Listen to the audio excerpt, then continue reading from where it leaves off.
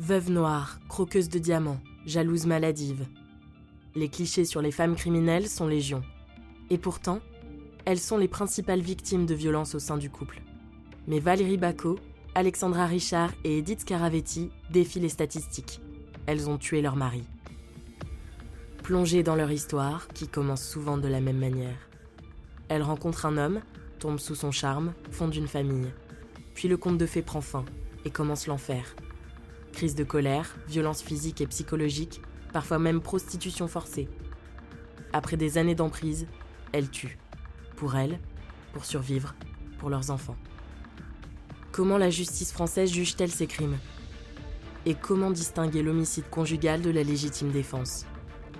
Vous écoutez Crime de femme, l'affaire Edith Scaravetti, première partie. Cette femme s'appelle Edith Scaravetti. Il y a 5 ans, elle a reconnu avoir tué et coulé son compagnon dans le béton.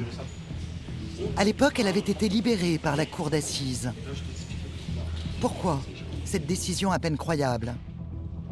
Aujourd'hui, Edith Scaravetti est rejugée pour ces mêmes actes. Elle risque la prison à perpétuité. Comment en est-elle arrivée là ? Je sais tout ce que j'ai fait, mais je sais pas pourquoi. Et même aujourd'hui, je sais toujours pas pourquoi. Edith Scaravetti. J'ai des flashs, je sais que c'est moi, mais j'ai des flashs comme les flashs d'un rêve. J'ai pas l'impression encore que ce soit réel. Edith Scaravetti et son compagnon, Laurent Bacca, vivaient ensemble depuis 10 ans. Ils ont 3 enfants. Edith a 27 ans. Laurent, 37. Laurent n'a pas de travail fixe. Il est plutôt porté sur l'alcool et consommateur de cannabis. Edith est auxiliaire de vie auprès de personnes âgées.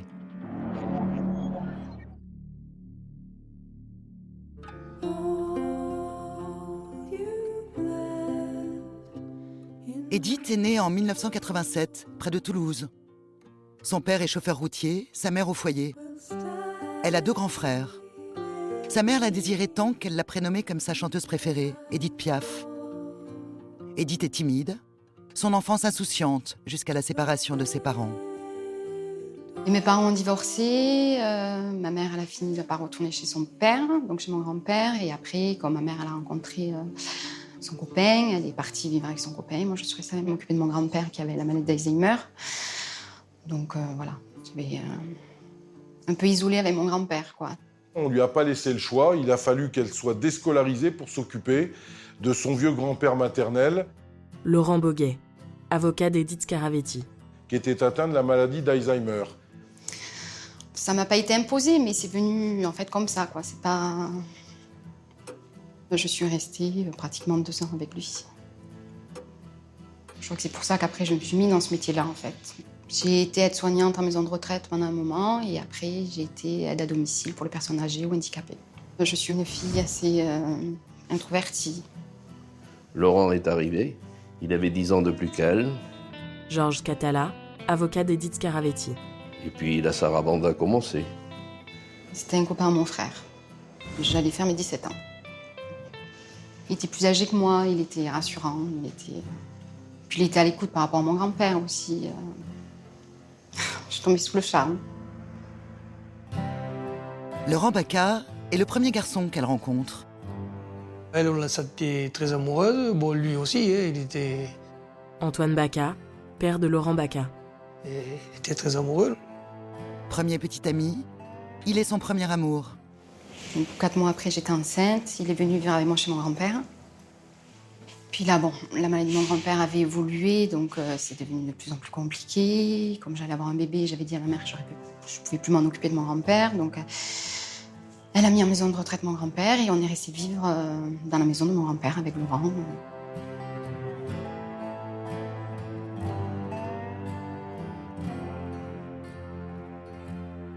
L'ambiance du quartier est tranquille. Et avant que le grand-père ne soit placé en maison de retraite, la vie du couple semble paisible. Mais le jour où le grand-père leur laisse sa maison, Edith raconte une métamorphose de Laurent Bacca. Et le jour où mon grand-père est parti, je suis rentrée et là j'ai vu un homme que je ne connaissais pas. Il était sous, j'ai vu de la drogue sur la table du salon. Quand j'ai réalisé qu'il y avait de la cocaïne, que c'était de la cocaïne et tout, j'ai dit, je veux pas ça de chez moi, tu sors d'ici. Il m'a plaqué contre le mur. Il m'a mis le couteau sous la gorge, il a descendu sur mon ventre. Il m'a dit, je suis chez moi et c'est mon enfant. Et j'ai eu peur pour mon bébé. Là, je suis restée figée.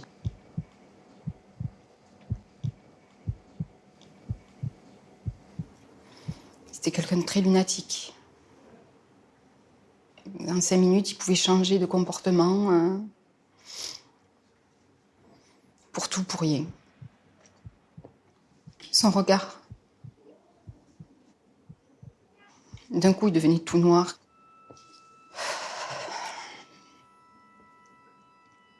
Et là, je savais. Quand je l'ai vue arriver au travail, elle avait un bleu. Elle m'a dit, je me suis cognée dans la porte. Véronique Basset, amie et ex-collègue d'Edith Scaravetti. J'ai vu qu'elle en avait un au bras, j'ai vu à la jambe. Je lui ai dit, mais t'es bleu, je pense pas que tu t'es cognée. Et c'est là qu'Edith, elle a pu commencer un petit peu à me parler de sa vie. Il y avait une arme chez eux, un fusil. Il a déjà pointé son arme sur la tempe d'Edith. Des fois, il l'enfermait dans le grenier. Des fois, oui. Puis quand on la voyait complètement, qu'elle pouvait même pas avancer et tout, avec des coups, oui, à force de recevoir des coups de pied, des machins, il pouvait y arriver quelque chose à Edith. J'en avais peur. Peur de ses réactions, peur de ce qui pouvait se passer. Je voulais juste être là pour mes enfants et les protéger à eux, qui ne doivent pas subir tout ça. Et après le reste, m'importait peu en fait. Elle n'en a jamais parlé à personne, elle n'en a pas parlé à ses parents. Quand elle venait avec lui, et j'ai resté un quart d'heure. Émile Scaravetti, père d'Edith Scaravetti. Après, plus tard, quand elle venait avec ses gosses, quand elle était petite, tout ça, elle restait pareil. Elle restait pas plus qu'un quart d'heure, 20 minutes. Allez, même pas 20 minutes. Mais jamais, elle m'a jamais parlé. J'ai toujours été dans l'ambivalence. Même aujourd'hui, encore, je l'ai cette ambivalence. La peur de lui, mais je l'aimais.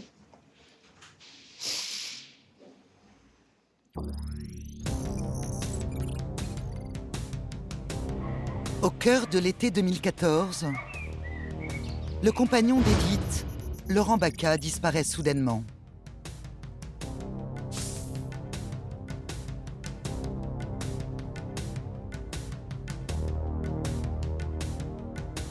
Son père est le premier à s'inquiéter. Son fils, qui ne peut pas se passer de son téléphone portable, est sur messagerie. Et il ne répond plus aux appels. Laurent, il appelait 9 fois par jour sa mère. C'était très fusionnel. Il dit, il y a un problème, là, j'ai dit. J'ai dit, ça fait 2 jours qu'on n'a pas des nouvelles de Laurent. Qu'est-ce qui se passe? Bonjour, vous pouvez me laisser un message, je vous rappellerai, merci. Une fois votre message enregistré, vous pouvez raccrocher ou taper dièse pour le modifier. Et j'ai dit, il y a quelque chose qui ne va pas. Puisque s'il ne répond même pas à sa mère, c'est quelque chose qui ne va pas. Edith, elle arrive, elle me dit, voilà, écoute, si tu n'arrives pas à voir ton frère depuis 2 jours au téléphone, c'est parce qu'en fait, il m'a réveillée dans la nuit. Jennifer Baca, sœur de Laurent Baca. Et il m'a dit qu'il partait faire un gros coup et qu'il rentrait samedi. Il m'a dit qu'il voulait aller faire un go fast. Bon, je l'ai regardé, j'ai dit, un dernier coup, un go fast, Laurent. La famille tombe des nues. Laurent a déjà eu affaire au service de police pour sa consommation de stupéfiants, mais pas une seconde. Il ne l'imagine dans un trafic de grande envergure. Et ce que je vois à la télé, c'est des mecs qui sont avec des grosses Audi ou des grosses Mercedes ou des BMW, qui roulent à 250 tout le long, et ils arrivent à traverser la France et toute l'autoroute. Et j'ai dit, je vois mal Laurent faire ça. Hein. Alors certes, il fumait quelques joints. Grégory Baca, frère de Laurent Baca. Et j'étais pas Tony Montana dans Scarface, quoi. Cette affaire de Go Fast laisse tout le monde perplexe. Et le samedi soir, date de retour donnée par Edith, Laurent n'est toujours pas là. Je faisais des va-et-vient devant la maison, j'essayais de voir si je ne le voyais pas. Après, je rentrais, je dormais, et à 9h le matin, je partais de chez moi, j'allais voir s'il était tombé sur des gens malveillants ou si je ne trouvais pas un indice. Edith me demande de venir dormir à la maison parce qu'elle a du mal à trouver le sommeil. On a discuté en se demandant où il aurait pu être, avec qui ou pourquoi disparaître comme ça.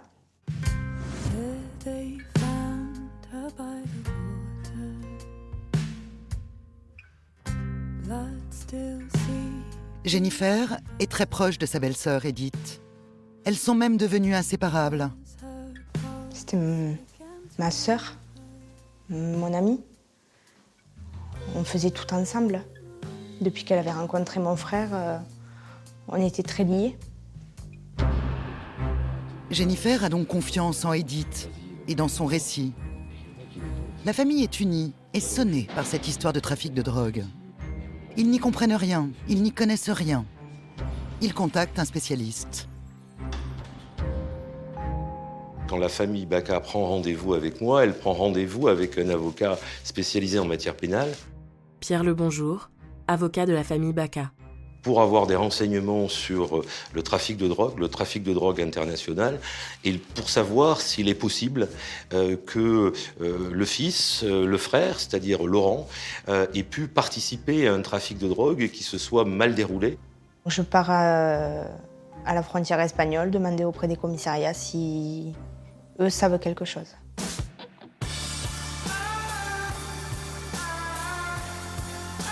En 3 jours, la famille se mobilise. Ils me répondent que non, ils n'ont rien. Les ambassades françaises en Espagne, au Maroc, Italie, Belgique, Angleterre, je crois, Pays-Bas. Aucune nouvelle d'un ressortissant français qui se serait fait arrêter pour trafic de stupes. Là, on a commencé à s'inquiéter. Alors on l'a rappelé, on a dit qu'est-ce que tu nous as balancé, c'est des conneries. Edith persiste dans son histoire. Sous la pression de la famille Baca, elle se rend au commissariat pour déclarer la disparition de Laurent.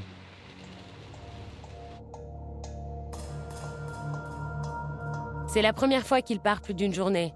Il a par contre déjà découché une nuit à plusieurs reprises. Il est parti avec tous ses papiers d'identité, son permis de conduire, ses moyens de paiement. Il a aussi pris les clés du domicile, mais a laissé son véhicule à la maison. Je n'ai rien d'autre à ajouter.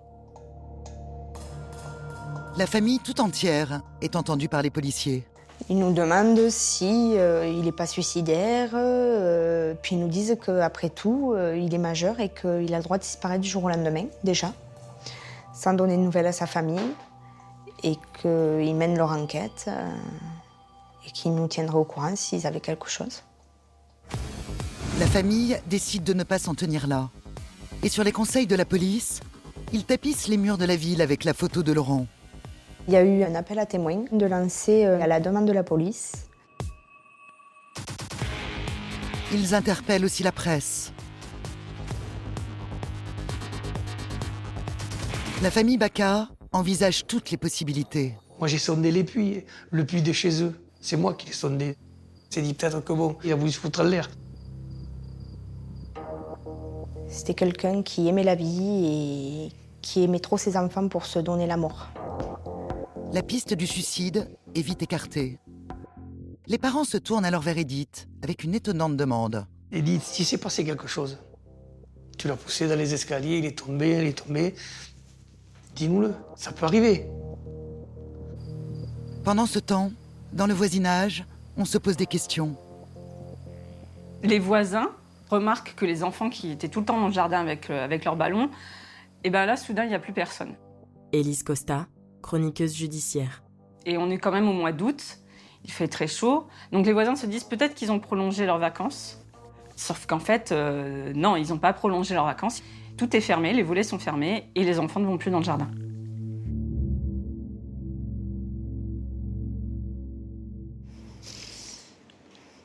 Les actes que j'ai faits, je les trouve horribles. Laurent avait donc 10 ans de plus qu'Edith. Il avait déjà été marié une fois. Contrairement à Edith, il est extraverti. Et c'est un homme qui aime faire la fête. Mais il a travaillé un peu dans tout et n'importe quoi. Voilà, il échangeait beaucoup. Il faisait beaucoup d'intérim. C'était un touche-à-tout. Oui, il n'avait pas de boulot fixe, mais il travaillait, quoi. C'est moi qui me ramenais un salaire sûr. Il n'était pas très présent dans la vie des enfants. Je les amenais à l'école, j'allais les chercher, je m'en occupais à la maison, à leur activité scolaire et tout ça. J'ai eu mes 3 enfants d'affilée. Il était là, sans l'être en fait. Antoine, qui faisait rien de ses jours, qui restait sur le canapé à regarder la télévision, à boire des bières et du rosé, c'est absolument fou. Ça pouvait être un homme qui avait le cœur sur la main, ça pouvait être quelqu'un de formidable. Mais l'alcool, la drogue, là... Et puis faisait... Lorsqu'il est entendu par la police, un des amis de Laurent confirme ses addictions. Il devait fumer une dizaine de joints par jour. Et il buvait de l'alcool, style Ricard ou Rosé. Il devait consommer plusieurs grammes de cocaïne par mois. Il avait un problème d'alcool, on l'a dit, ça n'est pas caché. Antoine Bacca, père de Laurent Bacca. Quand il venait à la maison, il le savait. Il me disait, je peux avoir un Ricard, un. Ah, et je vois que la bouteille de Rosé, non. T'as un Ricard, ça suffit. Il faisait de la fumette. Ça, je le savais aussi. Mais bon, à la maison, s'il fumait, j'essayais de le tenir loin. Il pouvait gueuler. C'est vrai, des fois, il gueulait. Laurent Bacca avait des problèmes dans l'estime de soi. Édouard Martial, avocat de la famille Bacca. Qu'il pouvait avoir. C'est-à-dire que quand il n'a plus les mots, soit pour se justifier, soit pour expliquer son comportement, il rentre dans des colères noires, dans des alcoolisations massives. C'est bien évidemment l'expression d'un mal-être, ça tout le monde le comprend, mais la seule difficulté, c'est que ce mal-être, il se tourne vers les tiers, et en premier vers Edith Scaravetti. À part Edith, personne ne devine à quel point ce mal-être de Laurent pèse sur la vie quotidienne. Dans le huis clos familial, sa polytoxicomanie serait source de violences insupportables. C'était une pile, en fait. Il pouvait partir au quart de tour, il pouvait être méprisant, brut, il était...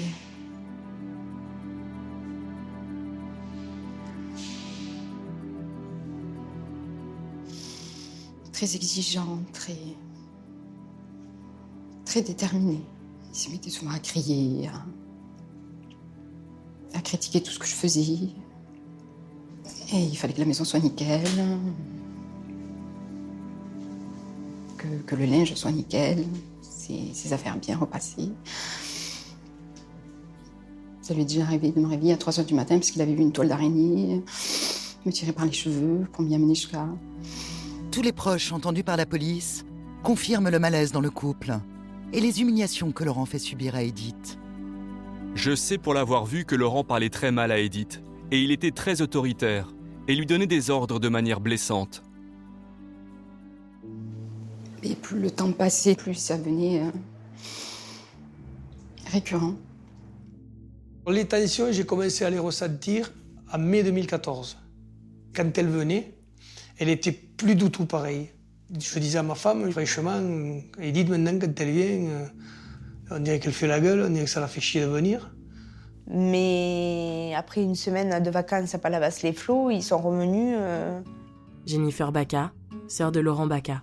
Plus amoureux que jamais. Cet été-là, juste avant la disparition, il donne en effet l'image d'un couple heureux. J'ai tellement mis d'énergie à vouloir croire que tout allait bien, que tout était normal. Elle a une dimension sacrificielle. Elle s'est occupée comme, non pas une louve en réalité, par rapport à ce qu'elle subissait, mais presque une femelle antilope, de protéger ses petits. Laurent Boguet, avocat d'Edith Scaravetti.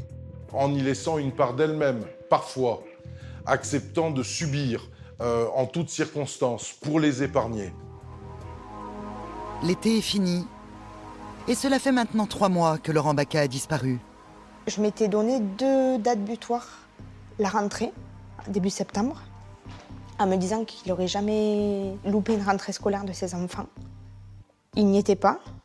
Et après, je m'étais dit, il ne ratera jamais l'anniversaire à mon père, en octobre.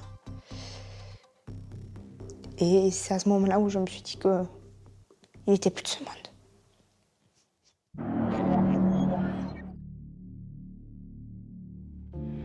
À l'automne, la famille Baca ne lâche rien et multiplie les avis de recherche.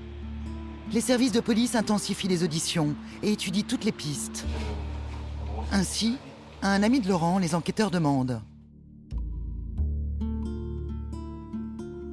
Laurent vous a-t-il déjà fait part de son intention ou de son envie de faire un go fast? Non, jamais de la vie. Il n'avait pas les épaules et l'envie de faire un tel coup. D'ailleurs, il ne connaît personne dans ce milieu. Il était très craintif et avait même peur de transporter une barrette de cannabis. Rien ne colle.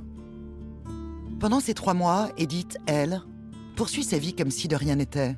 Elle nous dit que les enfants lui prennent beaucoup de temps et qu'elle est trop malheureuse pour faire quelque chose, pour faire des recherches. Fatalement, le trouble est jeté sur elle. Ce qui la rend suspecte, c'est le fait tout simplement qu'elle soit la compagne de la personne qui disparaît. Quand la procédure de disparition a été lancée, les fonctionnaires de police se sont intéressés, aux activités illicites qui étaient menées par Laurent Baca. Il n'avait pas d'activité rémunérée, il ne travaillait pas. Il dealait pour pouvoir ne serait-ce que financer sa propre consommation. Donc les premières investigations ont été menées auprès de cet univers un peu interlope, mais n'ont pas abouti. Les services de police sentent de toute façon qu'Edith leur dissimule quelque chose. Les enquêteurs, dès le départ, il y a quelque chose qui leur semble pas vraiment normal. C'est que Edith Scaravetti déclare la disparition au bout de 5 jours. Et 5 jours, quand c'est le conjoint, on trouve ça un peu bizarre en fait. Et ils vont se rendre compte qu'en fait, il y avait quelque chose qui n'allait pas dans le couple. C'est que Laurent Baca était très dur envers Edith. C'est du moins les mots que les gens emploient. Hein. C'est pas qu'elle nie, mais elle a du mal à l'admettre. Et là, ils se disent, elle cache un truc. 4 mois plus tard, les policiers en sont désormais convaincus. Laurent Baca est mort et l'étau se resserre autour d'Edith. Je savais qu'il allait pas revenir, mais je voulais pas me l'admettre.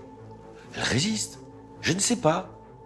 Il faut qu'on la coince et il faut qu'il y ait la découverte du corps. Donc il y a une pression psychologique intime qui est sûrement extrêmement forte.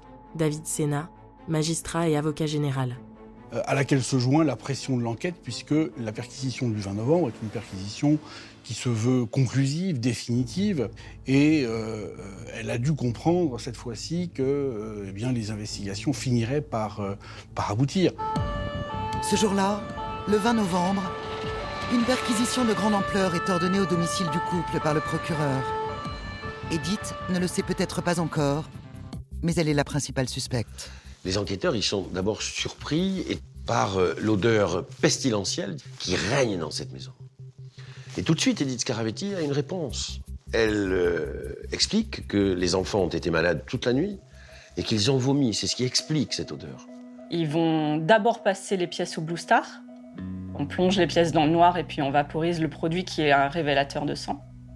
Et Edith Scaravetti va avec les enquêteurs, pendant que les techniciens sont en bas, dans sa chambre. Et elle s'assoit sur son lit. Elle est détachée totalement. Elle est en train de plier son linge, comme si de rien n'était. Elle parle à peine. Il y avait du monde partout dans toute la maison. Et là, j'ai tous les flashs qui sont arrivés. Je me sentais même protégée, en fait. Dans ma tête, ça fait, s'il réapparaît maintenant, il ne pourra pas me faire de mal. Il y a trop de monde.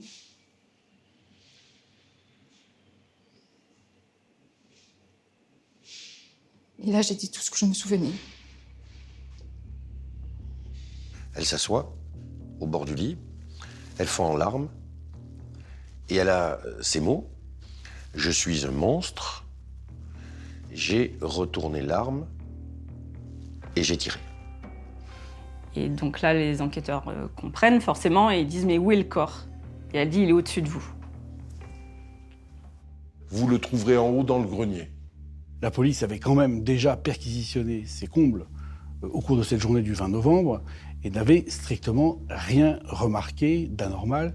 Il faut que Edith leur dise où est ce corps. Elle l'a emmuré là, en fait. C'était quand même un coffrage de fortune qui a été fait assez rapidement, mais de manière plutôt efficace, puisque, dans le fond, même les policiers n'ont rien vu. En quelques instants, la maison devient une scène de crime. Et dans le grenier, les policiers découvrent le coffre de béton dans lequel Laurent Baca est emmuré. Edith Scaravetti livre alors sa version des faits. Au retour des vacances, qui se sont pourtant bien déroulées, soudain, dans la nuit du 4 au 5 août, Laurent, de nouveau ivre, la réveille sans raison particulière. Ce que Edith Scaravetti décrit, c'est une scène d'une violence inouïe. Édouard Martial, avocat de la famille Baca. Un homme aviné, colérique, dans une rage folle, qui la sort de son sommeil et qui la tire par les cheveux. Il la tire par les cheveux et il lui fait dégringoler les escaliers. Il va ensuite s'en séparer pour aller se saisir de la carabine. Il attrape l'arme, il lui dit « Si tu ne réagis pas, je vais aller voir ton mini-toit. Ton mini-toit, c'est sa fille aînée. » Il commence à mettre la main sur la poignée de la porte. Elle lui dit « Arrête, c'est bon, c'est bon. » Et puis, il s'allonge sur le canapé, il prend la carabine. Il prend le canon à pleine main et il vient le poser sur sa tempe droite. Mais également son doigt, semble-t-il, sur la queue de détente.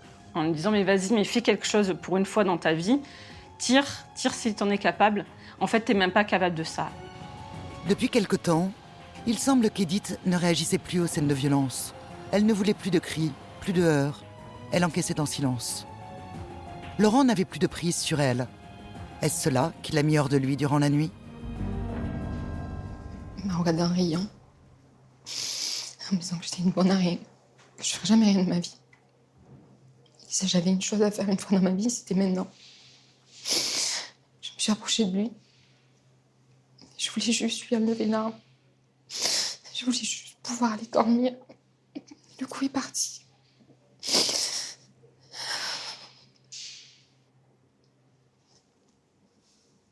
C'est ma première réaction, j'ai eu peur. Je suis partie me réfugier dans la salle de bain. J'attendais qu'il m'appelle. Il finit toujours par m'appeler. Et c'est pas arrivé. Le coup de feu a dû faire du bruit dans la nuit. Comment est-ce possible qu'il n'ait réveillé ni les enfants, ni les voisins? Terrée dans la salle de bain, Edith n'appelle ni les secours, ni la police. Le jour se lève et elle entend ses enfants. Donc elle sort. Élise Costa, chroniqueuse judiciaire. Elle ferme la porte du salon et elle prend ses enfants et elle les emmène à la boulangerie pour prendre le petit déjeuner avant de les emmener à l'école. Elle revient à la maison, elle met Laurent Baca dans une couverture orange, fluo, couleur très vive. Elle va dans le jardin et elle se met à creuser sous la pergola et elle enterre Laurent Baca à cet endroit dans le jardin. Jardin dans lequel les enfants jouent, rient, s'amusent. Et il est enterré dans 30 cm de terre et recouvert par une simple couverture sous la pergola. C'était un lieu d'humiliation.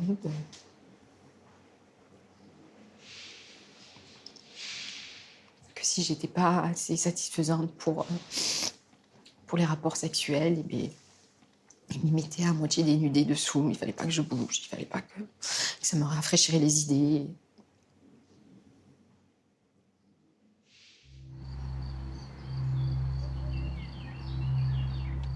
Les voisins à quelques mètres de là parlent d'odeurs insupportables.